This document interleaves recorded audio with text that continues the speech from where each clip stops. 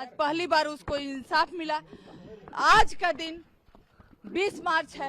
आज का दिन हमारी बच्चियों के नाम, हमारी महिलाओं के नाम, क्योंकि आज का दिन निर्भया को इंसाफ मिला, पूरे देश के बच्चियों को इंसाफ मिला।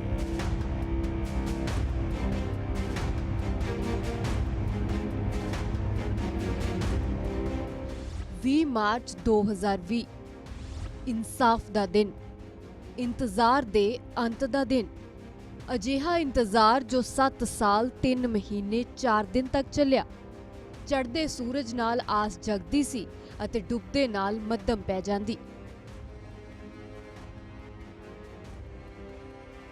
ਪਰ ਇਨ੍ਹਾਂ ਅੱਖਾਂ ਨੂੰ ਇਨਸਾਫ ਦਾ ਜੋ ਇੰਤਜ਼ਾਰ ਸੀ ਉਹ ਸ਼ੁੱਕਰਵਾਰ ਸਵੇਰੇ ਸੂਰਜ ਚੜ੍ਹਨ ਤੋਂ ਪਹਿਲਾਂ ਪੂਰਾ ਹੋ ਗਿਆ। ਨਿਰਭਇਆ ਦੇ ਚਾਰੋਂ ਦੋਸ਼ੀ ਫਾਂਸੀ ਦੇ ਫੰਦੇ ਤੇ ਲਟਕਾ ਦਿੱਤੇ ਗਏ। ਤੜਕੇ 5:30 ਵਜੇ ਦਿੱਲੀ ਦੀ ਤਿਹਾੜ ਜੇਲ੍ਹ ਗਵਾਹ ਬਣੀ ਉਸ ਇਤਿਹਾਸਿਕ ਪਲ ਦਾ, ਜੋ ਕਈ ਦਹਾਕਿਆਂ ਤੱਕ ਯਾਦ ਰਹੇਗਾ ਅਤੇ ਇਸੇ ਨਾਲ ਨਿਰਭਇਆ ਦੇ ਮਾਪਿਆਂ ਦਾ ਲੰਬਾ ਸੰਘਰਸ਼ ਮੁਕੰਮਲ ਹੋ ਗਿਆ। फाइनली उनको फांसी पे लटका दिया गया है। ये आज 7 साल का संघर्ष था। आंख खोलकर हमने चला सड़क पे और न्याय के लिए दर दर दौड़ना पड़ा, भटकना पड़ा, लेकिन भटके और न्याय पाए। तो हमारा एक पिता का दायित्व क्या है वो हमें समझने की जरूरत है। तो उन पिताओं से हमारी ये अपील है कि बेटा बेटी में फर्क मत रखो, अपने दायित्व को समझो। आज संतुष्टि इस बात की है कि एट लीस्ट निर्भया को जस्टिस मिला, उस चीज की संतुष्टि है। लेकिन एक और बात मैं कहूंगी कि देश की और भी बेटियां जिनके साथ निर्भया जैसा हीनियस क्राइम हुआ है वो भी अभी इंतजार कर रही हैं। जी हाँ, इस तरह के मामलों में जल्दी न्याय होगा तभी और लड़कियों को इंसाफ मिलेगा, नहीं तो इस तरह से तो इतना लेट होता जाएगा। अब ये निर्भया का केस था, कोई आम केस नहीं था, और जो गरीब लोग हैं उनका तो रिपोर्ट भी नहीं दर्ज हो पाता है।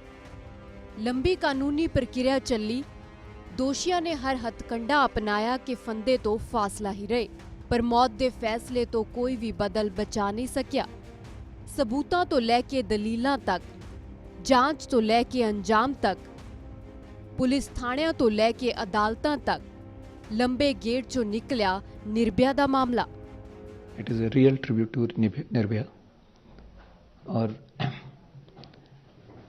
मैं समझता हूँ कि it would act as a deterrence, ताकि दोबारा कोई इस तरह का जघन्य अपराध करने की हिम्मत और हिमाकत न कर सके।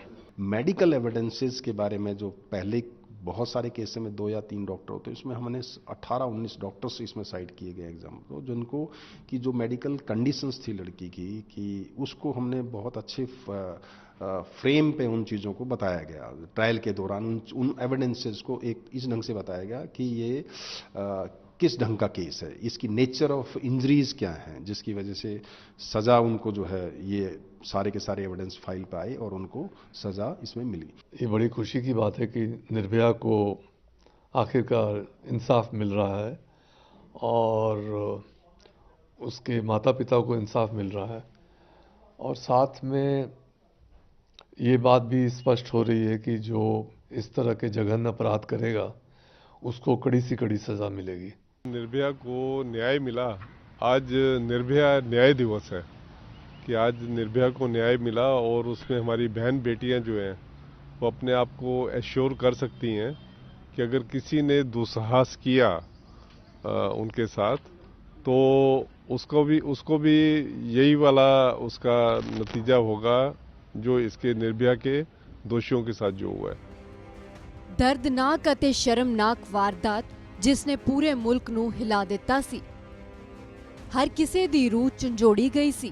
ਅਜਿਹਾ ਖੌਫਨਾਕ ਕਾਰਾ ਹੁਣ ਭਵਿੱਖ 'ਚ ਨਾ ਵਾਪਰੇ, ਇਸ ਲਈ ਕਰੜੇ ਕਾਨੂੰਨਾਂ ਦੀ ਵਕਾਲਤ ਹੋ ਰਹੀ ਹੈ।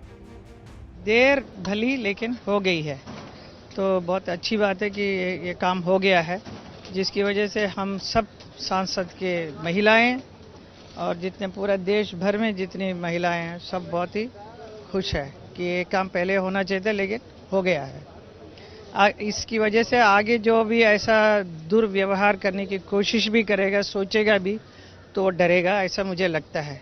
आज सुबह वो आशा के लिए नई आशा लेकर आई कि भले ही इंसाफ होने में देर लगी लेकिन अंतोगत्वा इंसाफ हुआ। ये संदेश है देश में हर उस व्यक्ति के लिए जो दुस्साहस करता है महिला के खिलाफ, ये संदेश है हर उस व्यक्ति के लिए जिसे लगता है कि महिला का वो बलात्कार कर पाएंगे और कानून के शिकंजे में नहीं आएंगे। ये संदेश है हर उस अपराधी के लिए कि one day the law will catch up with you. 7.5 साल बाद जाकर निर्भया को आज न्याय मिला है। निर्भया की आत्मा को आज जाकर फाइनली शांति मिली होगी और मुझे लगता है कि पूरे देश के जितने भी रेपिस्ट हैं उनको आज एक बहुत कड़ा संदेश दिया है इस देश ने कि चाहे कुछ भी हो जाए, अगर रेप करोगे तो फांसी की सजा तो होगी ही होगी। I think this death penalty will convey a strong message and it will go a long way in controlling increasing crime against women in India. हुआ है लेकिन बहुत लेट हुआ है। आशा करती हूँ कि ऐसे केसेस में जो इस तरह के ग्रूसम केसेस हों उसमें फास्ट ट्रैक कोर्ट हो और जल्दी ही ऐसी सजाएं सुनाई जाए और उस पर इम्प्लीमेंटेशन भी हो। ਹੁਣ ਜਦੋਂ ਇਨਸਾਫ ਹੋ ਗਿਆ ਹੈ ਤਾਂ ਸਵਾਲ ਨਿਰਭਇਆ ਵਰਗੀਆਂ ਹੋਰ ਕੁੜੀਆਂ ਦਾ ਹੈ ਜੋ ਅਜੇ ਇਨਸਾਫ ਦੇ ਇੰਤਜ਼ਾਰ 'ਚ ਨੇ। 16 ਦਸੰਬਰ 2012 ਦੀ ਰਾਤ ਉਸ ਧੀ ਦੀਆਂ ਚੀਕਾਂ ਨਾਲ ਦਿੱਲੀ ਕੰਬ ਗਈ ਸੀ। ਖੌਫ ਦਾ ਮੰਜ਼ਰ ਕੋਈ ਨਹੀਂ ਭੁਲਾ ਸਕਦਾ, ਪਰ 20 ਮਾਰਚ 2022 ਨੂੰ ਵੀ ਕੋਈ ਭੁੱਲ ਨਹੀਂ ਸਕਦਾ ਕਿਉਂਕਿ ਇੱਕ ਲੰਬੀ ਕਾਨੂੰਨੀ ਲੜਾਈ ਤੋਂ ਬਾਅਦ ਜਿੱਤ ਹੋਈ ਹੈ ਅਤੇ ਇਨਸਾਫ ਮਿਲਿਆ ਹੈ ਨਿਰਭਇਆ ਨੂੰ।